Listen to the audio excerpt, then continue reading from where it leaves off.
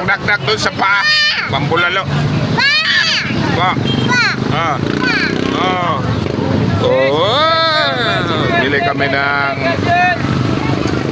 panghanda sa Pasko. Apo. Ayan. Akin na. Ang pambulalo sa Pasko.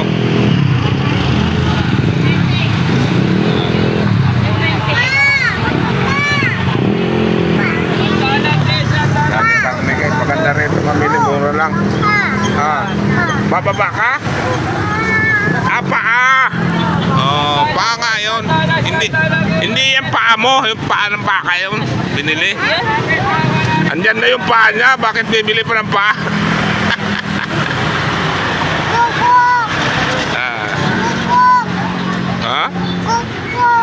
May kukok. Ba't di haw-haw kang taba? Sasabit niya. Yan, kasi pagka sumabay ng Pasko, 24, 23 ng bilihan, wala, magulo ang palengke guys. Kaya kailangan ngayon mamili na habang malayo pa. Oh, ano yun? Ayun pa ako. Oh. Ay, sorry.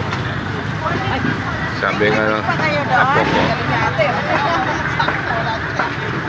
bakit daw ako bumili ng paa? May paa na ako. Tinuturo ako ng apo mo. Bakit daw ako bumili ng paa? May paa na ako. Ayan daw yung paa niya.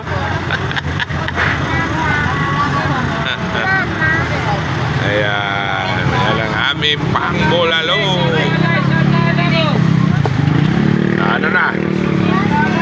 Let's go na?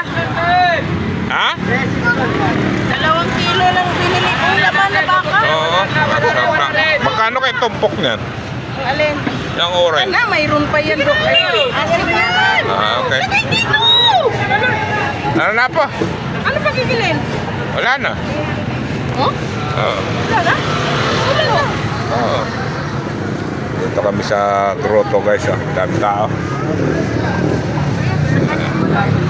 Yung manok, marami na may manok. May alaga akong manok doon eh. Bye bye.